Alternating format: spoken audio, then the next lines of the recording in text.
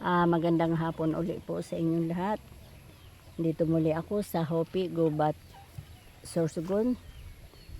Aking po itutuloy ang aking kwento tungkol sa naganap doon sa kasalan ng isa kong kasamahan na kung tawagin ay may kasuotan siya na Birhen de Lourdes. Ang tawag sa kanila ay mga liwanag.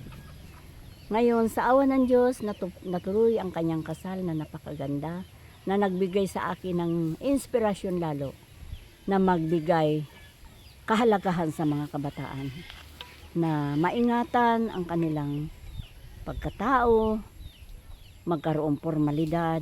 Yun ang pangarap ko. Sa punto na yun, na habang sila ikinasal, hindi nag-atubiling hindi ako makadalaw sa kanyang kasal. Hiyang-hiya nga ako dahil wala man lang ako na regalo sa kanila sa araw ng kasal. Pero sa awa ng Diyos, hiniling ko sa Panginoon, anhin ang mga bagay na palamuti, kung hindi tumaga sa aking isipan ang napakagandang regalo ko sa kanila. Naisipan ko at doon sa lugar, sa aking kubo, ay maraming bunga ang pili. Naisip ko, napakaganda nitong regalo. Kumuha ako ng 7 pili, inalisan ko ng balat, at tinawag ko ang bagong kasal pagkatapos ng mga regalo, pagtanggap niya sa regalo at pagkatapos nila pagsayawan. Ako ang pinakanghuli nagbigay ng regalo. Ang sabi ko sa kanila, mabuhay, congratulations mga bagong kasal. Tanggapin ninyo ang blessing ko sa inyo. Sumayin niyong kapayapaan. Sumayin niyo ang more blessing ng kasaganahan at matamis na pagsasama bilang sakramento, na magsasama kayo habang buhay. Dituwang-tuwang mag-asawa at inabot ko ang kanilang kamay. Nasabi ko, ito ang regalo ko sa inyo. Abang uri na regalo, subalit ang kahulugan ito. Maging hintulad kayo sa pili, dahil ako ganyan. Ang pili, hindi po ba ninyo pagmasdan? Napakaitim ang kanyang ibabaw ng balat. Pati balat yun, kung alam ninyo, yan ay kinakain. Ibabad mo sa mainit na tubig. Balatan mo. Ang sarap isawsaw sa asukal. O kaya naman sa bagoong. Napakidabangan ang balat. Pangalawa niyang balat, makukuha mo naman ang laman niya na kulay puti. Dadaan muna siya. Imartelyuhin mo, pukpukin mo, tagain mo. Maari pag nagkamali, ikaw ay masusugatan pa. Pero pag nabaak mo naman siya, kulay puti ang kanyang laman. At pag kinain mo, walang kasing sarap at malinamnam. Ang sabi ko sa mag-asawa, itong regalo ko sa inyo, mahintulad kayo sa pili, na magsasama kayo sa una at bandang huli. Walang kasing handab, sabi sa Bicol. At mga Bicolano kami. Yun ang binigay ko sa kanila halimbawa, na pagdating dun sa punto ng balat ng pili, na pupukpukin mo o mamartilyuhin mo o kaya tatagain mo, kung ano man mga pagsubok na dumating sa kanila, ay dapat maging matibay sila. At pag yun ay nakalipas, kasing linamnam ng laman ng pili. Kaya sa paliwanag ko sa kanila, umiyak ang mag-asawa, nagyakapan sila, at alam ninyo ang sinabi, maraming salamat po, Lola Sara. Napakaganda ng regalo mo sa amin. Nagsilbing aral at pagmamahal sa bawat isa sa amin.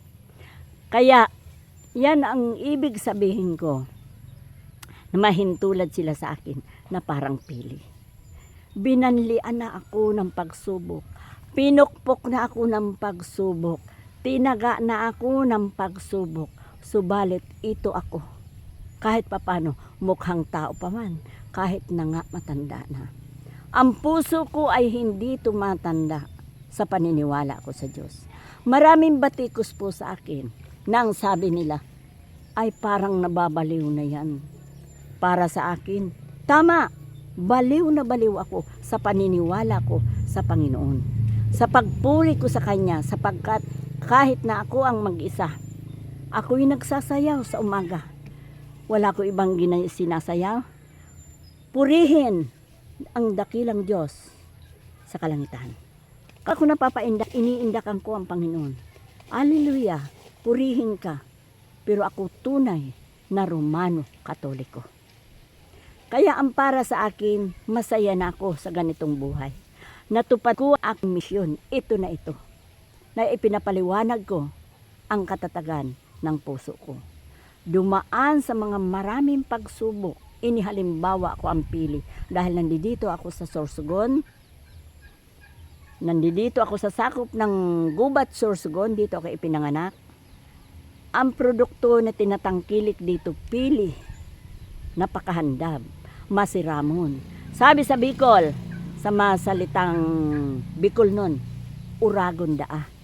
Ang ibig sabihin yun, matibayon, maharangon ang mga Bicolano, ang mga Bicolana. Kaya para sa akin, napakatibay ko sa paniniwala sa Panginoon at maharangon ang aking puso at isipan sa tiwala sa Diyos. Pinupuri ko siya kung gaano kaanghang ang sili, ganun kaanghang ang aking paniniwala sa Panginoon. Na habang naaanghangan, masarap na sarap ang subo ko, lalo na kapag hinahalo sa gabi. Yung sabing tawag niyan ng gabi, ang may gata, napakasarap. Kaya ito ang para sa akin. Halina kayo, mag-join kayo sa mga tulad ko na mga misyonary, mga nagbablog na nagbibigay kasayahan sa buhay. Ito po ang tangkilikin ninyo. Kanina po may narinig ako sa Facebook. Ang nagsasalita ng sabi nila, ang mga matatanda na daw ang hirap kausapin sapagkat kunting salita na lamang inaantok na. Ay ako po hindi. Kapag ang pinag-uusapan tungkol sa Panginoon, lalo na burakat ang aking mata, napakaginhawa sa pakiramdam ko. Buhay na buhay ang aking dugo. Kapag pinag-uusapan ang tungkol sa Panginoon, sapagkat yun ang dakilang iniidolo ko sa buhay. Kaya sana naman sa mga katulad ko kasenyor, tangkilikin ninyo ang mensahe kong ito. Masarap mabuhay kapag kapiling mo ang solo Diyos, ang Ama, Anak at ng Espiritu. Sapagkat kahit nagsusulo ka, ramdam mo kung paano ang pagkakalingan nila. Noon na hindi ko pa masyado naintindihan ang takbo ng aking buhay, kapag may problema, excuse me, siksik na ako doon sa isang sulok at lumuluha. Pero sa awa ng Diyos, ngayon naintindihan ko. Ano man uri ng problema ang dumagan sa balikat ko, okay lang. Bakit? Nag-i-enjoy ako sa misyon ko na ito. Natupad sa aking buhay ang matagal ko ng pangarap. Na kahit matanda na ako, sabi nila, huli na, hulimat magaling, may ihahabol pa rin. At bakit? Ang lingkod ng Diyos, hindi nawawala ng pag-asa. Ang sundalo ng Diyos, hindi nagiging duwag. Habang nasusugatan, ay lalong tumatapang. Yun ang paniniwala ko. Sapagkat sa misyon ng aking buhay, marami na kayo narinig. Marami na ako na isa-isay. Natupad ko po yun nang maluwag sa aking dibdib. Ito pa, darating ang aking kaarawan, subaybayan po ninyo. December 8, hindi ko po alam kung anong hiwaga ang ipagkakaloob sa akin ng Panginoon. Sapagkat ang buhay ko ngayon ay parang hindi ko na sarili. Ang buhay ko ngayon ay parang hindi ko na sarili na kung saan pumunta, yun ang magagyari. Hindi po. Kapag ipaisip sa akin ng Panginoon na ito ang gawin mo, ito lamang ang sinusunod ko. Kaya ang sabi nila, Lula, ihahanap kita ng kasiyahan mo sa buhay. Sabi ko, ano yun? Bibigyan ika nga kita ng kasama sa buhay. Sabi ko, meron na ako. Mula noon at hanggang ngayon, mayroon na akong kasama sa buhay. Sino po? Si Jesus Christ, walang iba. Siya ang bukod tanging gabay ko mula noon at hanggang ngayon. Kaya